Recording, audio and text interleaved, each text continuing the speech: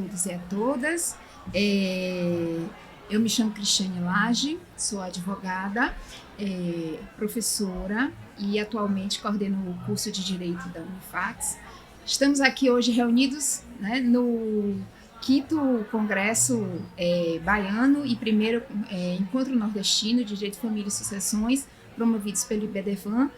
E hoje vamos tratar de um tema super relevante, não é, Cláudia? Com certeza, Cris. Muito feliz por estar aqui. Quero inicialmente agradecer a todo o grupo do IBDFAN que permitiu que a gente trouxesse a esse encontro um tema tão relevante, em especial a nossa querida amiga Carla Alonso, que permitiu trazer aqui essa discussão a respeito, dentro da questão de família, a importante discussão a respeito da autonomia do adolescente e da sua relação de parentalidade no que tange a capacidade desse adolescente, seus direitos, no que concerne aos seus representantes legais na área de saúde. Eu me chamo Cláudia Viana, sou professora de Direito Civil, doutora em Direitos e em Direito pela Faculdade da UNSA e também professora da Unifacs, e que estou aqui hoje para compartilhar com vocês a minha vasta experiência nesses 30 anos advogando na área de saúde, vivenciando essas dores que esses adolescentes têm passado nessa questão de capacidade e de autonomia. Pois é, Claudinha, esse é um tema assim que ficou um pouquinho na estante, na gaveta durante um tempo, né? E que agora a gente está retomando com força total. Eu acho assim extremamente importante, principalmente iniciar aí fazendo essa distinção entre capacidade e autonomia da vontade, porque são coisas distintas, né? E muitas vezes a gente tem essa tendência de entender que o poder familiar que emana, né, justamente dessa responsabilidade dos representantes legais ser uma imposição, principalmente os relativamente capazes, né? Aí a gente está falando entre 16 e 18 anos especificamente, né? Então a gente precisa muito compreender e começar a tratar sobre essa distinção entre a autonomia da vontade e a capacidade civil, né, relativa do adolescente. Hoje a gente vive um mundo em que o adolescente ele é muito mais avançado do ponto de vista, inclusive, intelectual, né? A gente vê que o conhecimento que ele tem e o acesso à informação dele é muito mais, assim, do que era há 30 anos atrás, quando, por exemplo, o Código da Criança e do Adolescente foi criado, que foi na década de 90. Exato. Então, a gente precisa tratar disso, não é, Cal? Com certeza. E, assim, é uma análise também mais profunda, porque a ideia de adolescente vem dos 12. Então, quem é adolescente? Aquela pessoa a partir dos 12 anos de idade. E para a legislação, a ideia de capacidade relativa vem a partir dos 16. Então, você tem um hiato aí entre 12 e 16 anos de idade, que continuam sendo pessoas consideradas totalmente incapazes. Mas, muito além disso, como você falou, a ideia básica qual é? Se você for seguir apenas a noção de capacidade, você vai notar o quê? Que para o direito, pura e simplesmente, só tem condição de decidir sobre sua integridade física, decidir a respeito de sua saúde, a pessoa a partir dos 18 anos. Exatamente. Então, quem tem 18 anos de idade tem a liberdade de deliberar, na prática, sobre tratamento médico, a respeito de atividade física, que toca a questão da saúde, a respeito do plano alimentar nutricional. Então, é essa pessoa que tem plena condição de decidir sobre sua vida. Só que hoje, você olhar o ser humano a partir dos 12 anos de idade, ou seja, o adolescente, ele já tem uma condição de conhecer da vida, de se relacionar, de buscar saber e deliberar e ter conhecimento sobre vários aspectos. Então, discutir a autonomia é compreender a pessoa a partir de que momento ela tem condição, Cris, de, em verdade, compreender o que é melhor para a sua saúde. Eu sei escolher o que é melhor para a minha saúde. Vou lhe dar um simples exemplo. E por que esse assunto me toca tanto? Nesse período de advocacia, já me encontrei em algumas situações simples como a seguinte.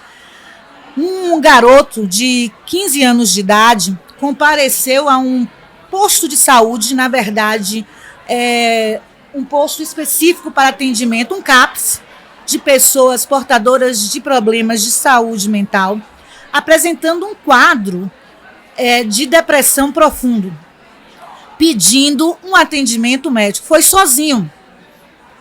Chegando lá, a estrutura do CAPS, que ela envolve não só o atendimento por médicos, mas por psicólogos e tem um serviço social, busca chamar a família, né, para tentar esse acolhimento.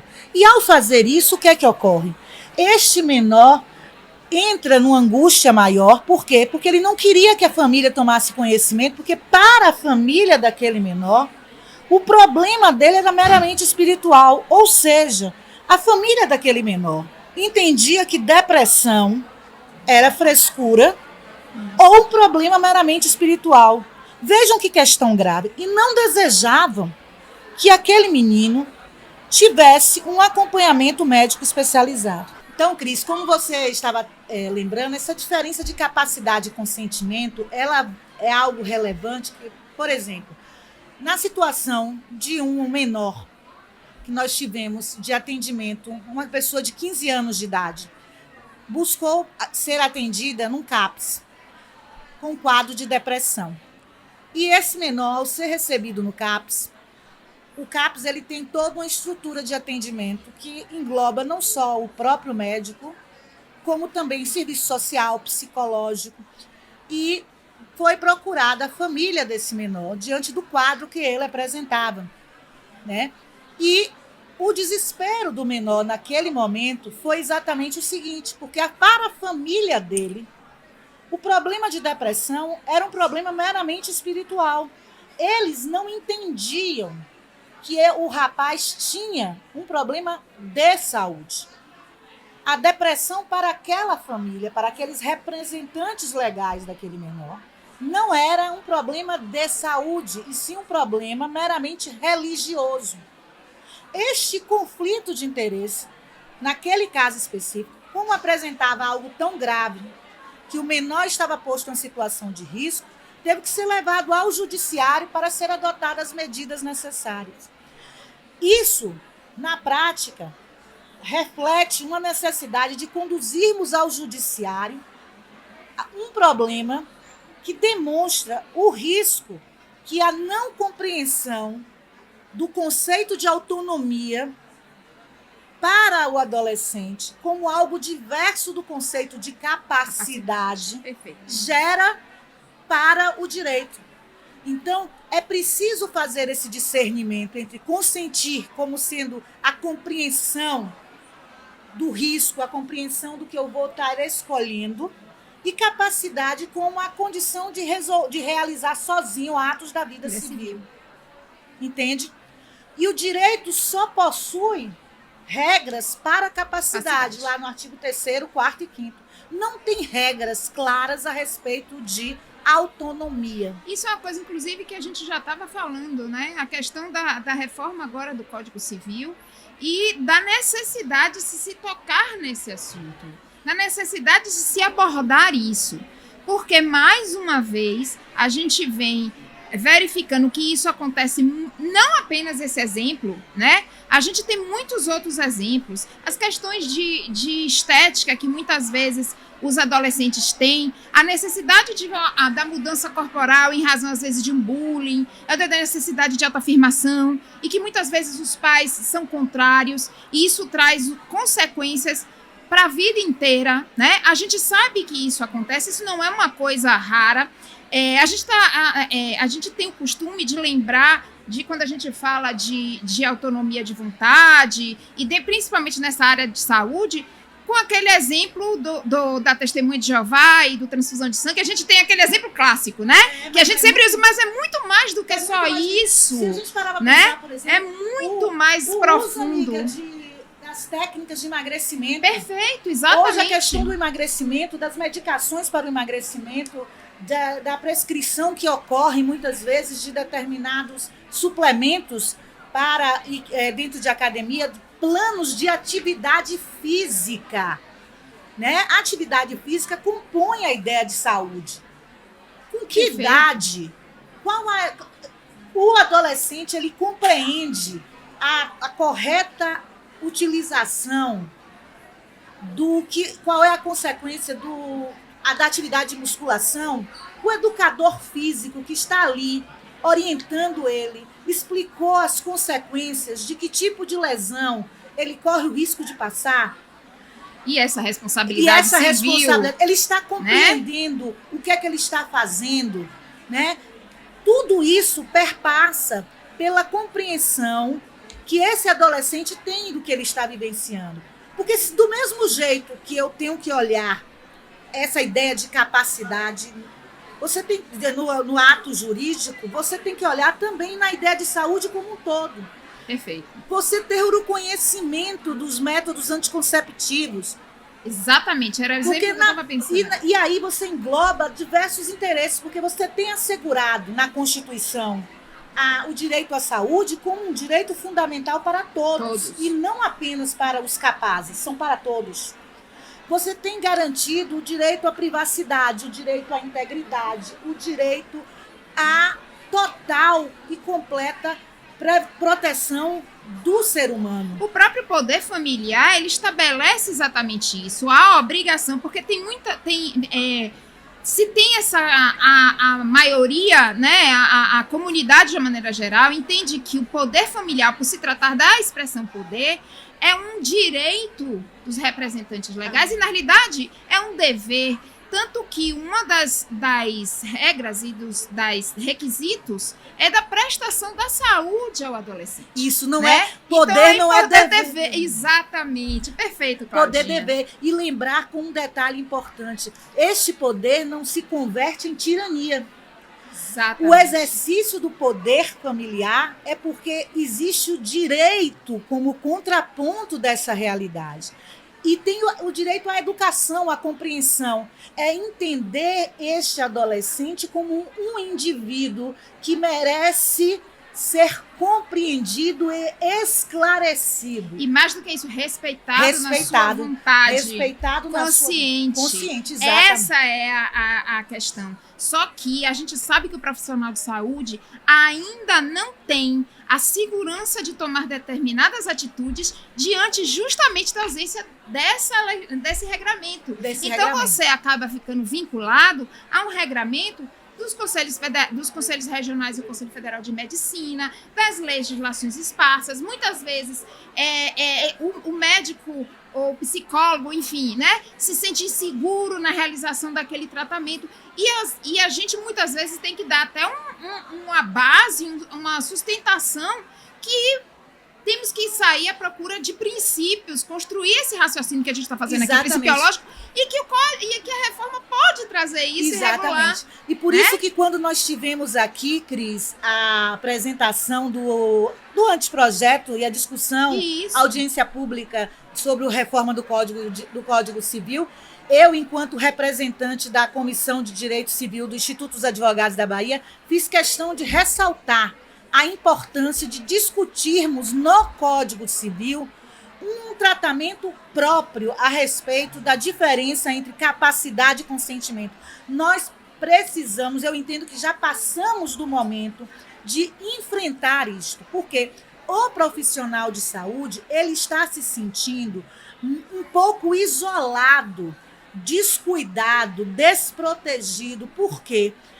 Porque ele não tem essa regra diretamente explicando o que significa ou que paradigmas devem ser observados para a compreensão desse limite do que é saber compreender, do que é saber consentir.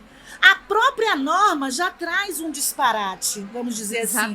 Porque se eu tenho um estatuto que diz que adolescente é a partir dos 12 e a relatividade da capacidade é a partir dos 16, eu já tenho um hiato entre 12 e E 16, que já precisa ser sanado nesse aspecto. Então, dentro da noção de adolescência jurídica, temos Pois essa é. diferença. E com outra questão que é importante observar. Isso, infelizmente, não foi tratado. E esse profissional, ele muitas vezes se sente hoje com medo do que chamamos de judicialização das relações sociais. E o Poder Perfeito. Judiciário está assoberbado. Perfeito, O exatamente. Poder Judiciário está assoberbado. O que nós precisamos é conceder às pessoas mecanismos para que elas se sintam tranquilas na relação com o próximo e não que elas vivam em pé de guerra. E principalmente no nosso sistema multiporta de solução de conflitos, a gente Exato. precisa construir soluções que não precisam demandar apenas e unicamente do judiciário. Então, a legislação nesse sentido e a reforma, ela pode ser um mecanismo para isso. Além do que você tratou perfeitamente, que são as várias dimensões do adolescente.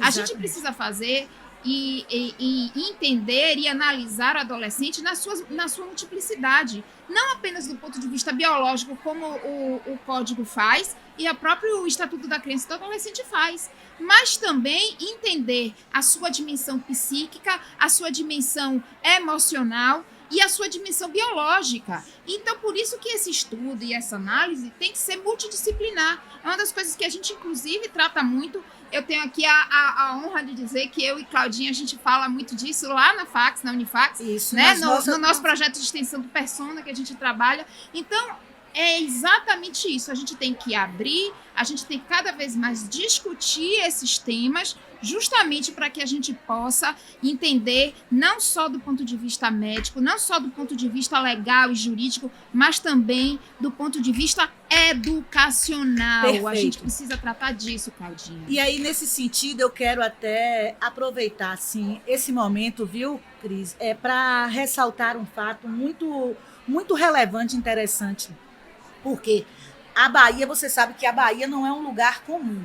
E aqui, para você que eu sei que está assistindo essa nossa conversa, eu quero chamar a atenção que a Bahia é um lugar mais do que especial. Aqui as coisas não estão estreando, elas estão sempre acontecendo. Perfeito. E na Bahia, a ideia dessa visão verdadeira do adolescente enquanto esse ser importante, esse ser que merece ter um olhar especial, foi levantada na questão da saúde lá atrás, alguns anos atrás, através de um promotor lindo, maravilhoso, Eu sei quem é, certo? eu Que sei foi a quem pessoa é. que na área da saúde começou a discutir a importância e a relevância desse Perfeito. olhar especial para esse Perfeito. ser, para esse indivíduo, que é o nosso querido promotor da área da saúde na Professor infância. Carlos Martel. que Professor também- Carlos Martel Cruzoé Guanais Gomes. Foi ele, professor Martel, que ao atuar diretamente na defesa desse adolescente, o Ministério Público da Bahia é um Ministério Público extremamente atuante. Isso é verdade. Começou a cuidar deste adolescente de uma forma mais do que especial. E aí ele se juntou a um grupo de pessoas do qual eu tenho a honra maravilhosa de participar para estudar e trabalhar esse adolescente em todas as suas perspectivas. E aí ele notou a necessidade da gente conversar e buscar uma orientação para sanar essas dúvidas, visando a diminuição dos problemas na justiça.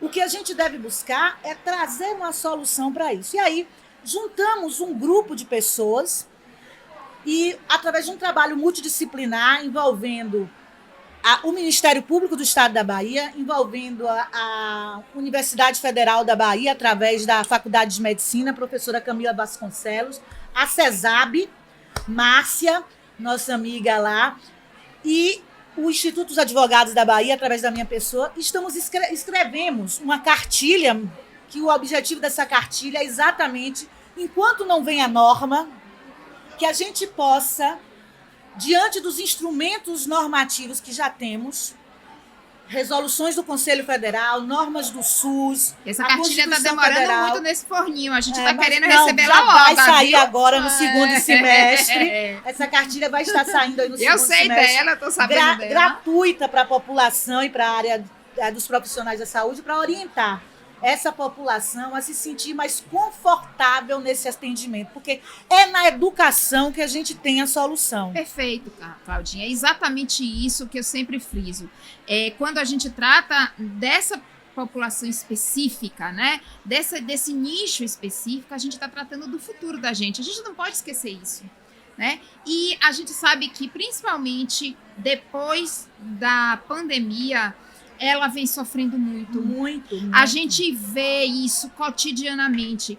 Eu que estou lá na Unifax, junto com essa galera, né? O pessoal de 16, 17, 18 anos, eu vejo muito isso. E eles precisam ter esse suporte. E esse suporte não pode ser apenas dos pais que muitas vezes não têm conflito. A gente sabe que, em sua maioria, os pais sempre tendem, né? Eu falo pais, mas o responsável de uma maneira geral, sempre tendem a querer o melhor, mas às vezes eles não conseguem enxergar. Então, a discussão na sociedade, a construção de uma análise em várias dimensões do entendimento desse adolescente é fundamental. E o direito está aqui para isso, para a gente ajudar a ajustar. Até porque ele é um organismo vivo, eu sempre digo isso, né? O direito é um organismo vivo. E é por isso que, graças a Deus, né? Graças a Deus, a gente fica tranquilo de dizer que o direito é um organismo vivo, porque aí a inteligência artificial, olha, meus amores, não vai tomar o nosso lugar nunca. E vamos pensar mais adiante, entende, Cris? O direito, ele vive do acontecimento da vida. E esse conflito entre o adolescente e seu representante legal não significa dizer, entendam, que o representante legal, o responsável legal, está errado sempre. Perfeito. Ou o adolescente está sempre errado, sempre. Não é isso. Equilíbrio, né? São perspectivas de vida em momentos diferentes. O importante é que esses instrumentos venham para serem capazes de ajudar a reequilibrar essas relações. É por isso que o psicólogo é tão importante. Perfeito. É por isso que o educador físico é tão importante. É por isso que o assistente social é tão importante. É por isso que o médico é tão importante. O educador é tão importante, porque o conjunto existencial em que você está inserido é importante. É esse olhar multifatorial que a gente tem que ter, certo? Não existe uma vida isolada, existe uma vida em conjunto. Então, quando a gente busca essas orientações e essa questão que nós lutamos e pedimos, e eu ainda estou nessa busca para que no próprio projeto da reforma do Código ainda venha a ser inserido, porque ainda pode, porque foi apresentado um projeto, mas os deputados, os senadores ainda têm condição de inserir ali. Eu estou na luta para que esses deputados ainda tenham esse olhar, venham a inserir esse aspecto. É necessário porque, prestem atenção, as leis decorrem de um legislativo, e esse legislativo é o reflexo da nossa sociedade. O jovem hoje tem acesso a muitas questões. Há 2 semanas eu mantinha contato com um grupo de endocrinologistas e eles levantavam para mim a seguinte questão: Cláudia, você encaminhou para a gente o vídeo da pergunta a respeito de como abordar o assunto dos anabolizantes com os adolescentes, porque é algo que me preocupa. Perfeito, e eles disseram assim, isso é uma das questões mais difíceis. Eu disse, por que não levar e criarmos um projeto de conversando sobre os anabolizantes nas escolas de 2º grau, nas universidades? Por quê? Porque o jovem acha que aquele padrão deve ser o padrão certo. E eu fiz isso depois de uma reportagem que teve no Fantástico, falando do fisiculturismo. Não sei se vocês viram. Eu vi, pois é verdade. E ali os fisiculturistas chamaram a atenção, só que todos eles já capazes, gera problema. Eu estou ciente do risco. Mas foi pouco dito qual é o risco. Então vamos falar agora do risco. Qual é o risco? Foi avisado que risco existe? Qual a consequência do uso? Qual a responsabilidade aí? Né? Então eu tenho que dizer de forma clara, o risco é quantos % de risco disso e disso. Vamos falar numa linguagem acessível ao adolescente. Perfeito. Porque Perfeito. aí, conhecendo o fato, como é que vai ser tratado? Porque eu só posso discordar ou concordar conhecendo. Ou seja, mais uma vez, voltamos à questão do caráter educacional. Longe da educação não tem salvação. Não tem salvação. E a gente sabe disso, né, Claudinha? A gente fala disso não apenas como operadoras do direito, mas também como mães. Né? Com certeza. Eu tenho um menino de 14 anos. Você tem 14 anos, eu tenho 2 de 10, mas que praticamente já se acham pré-adolescentes e já verbalizam isso. Então, a gente vê que cada vez mais o adolescente, né, o novo ser que vem aí, ele vem mais sedento de conhecimento. E com isso aqui na nossa mãozinha, né, ele chega muito mais fácil.